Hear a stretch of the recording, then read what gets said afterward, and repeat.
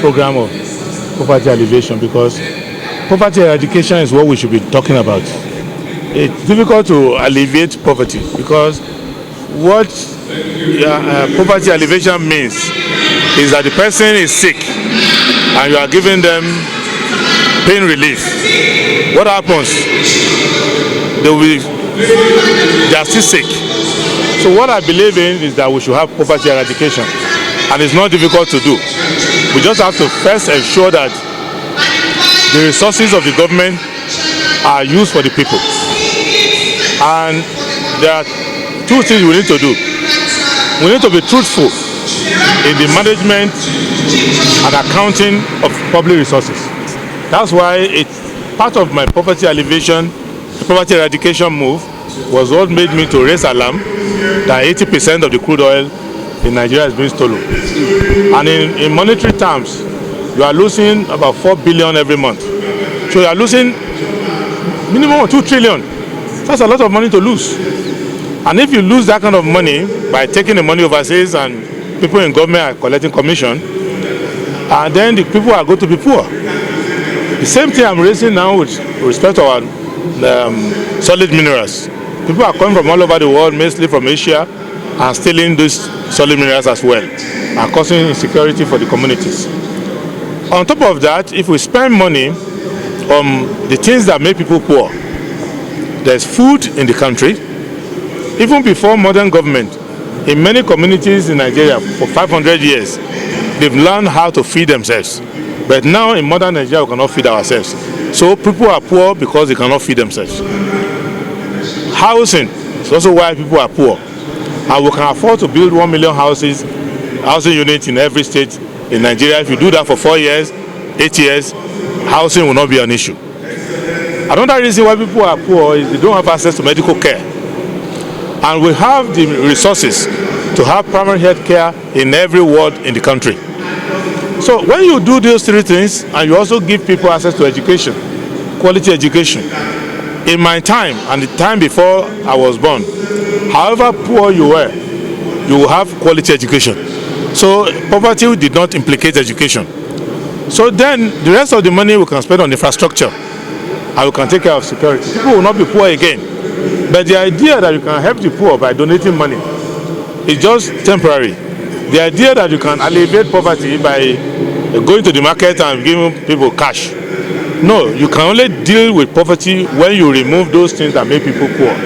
And lucky for us as a country, that is why I tell my brothers and sisters that God has a reason why in the creation story, He created man last. Because God created everything we will need before creating us. And if you look around this country, you will see that before God created us, He has created everything that we will need, and our generations unborn will need. So the oil we are selling today were created billions of years ago. The arable land we are using today were created before Adam was created. So when God has prepared all this land for us, why are we now signing covenant with poverty?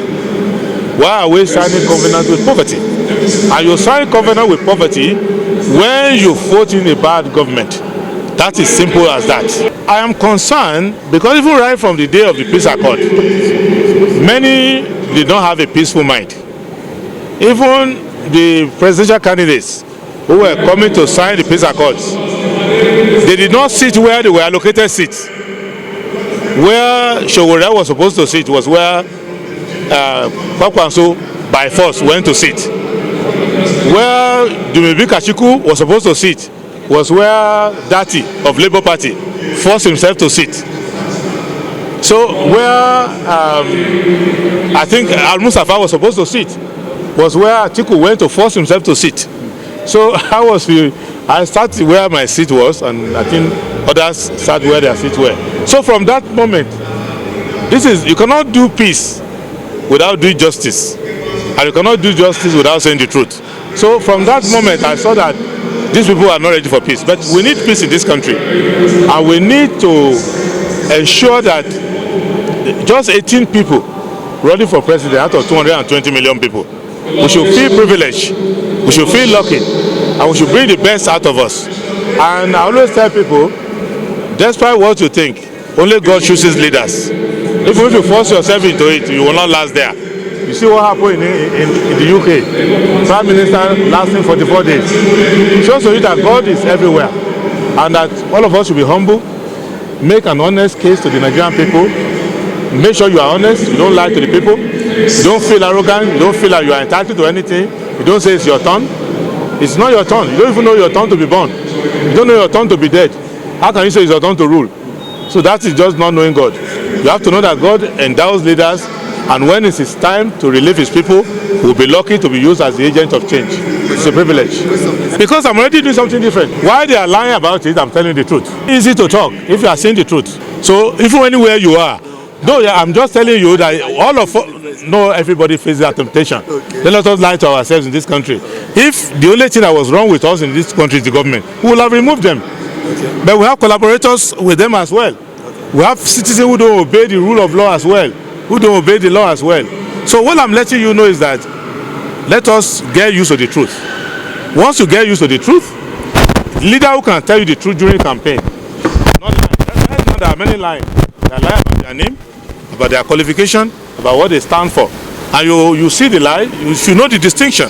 So when a person is telling you the truth, even the truth that doesn't favor him, when a person is trying to do justice, and when a person is showing competencies on issues, nobody who is dumb, incompetent should be able to escape the media, because the media is there to ask concrete questions. So you look at all the issues.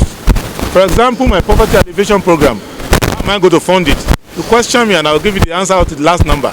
The 30 million jobs that I've already arranged to create, how am I going to create them? Who is creating the job? You were there when I went to Washington, D.C.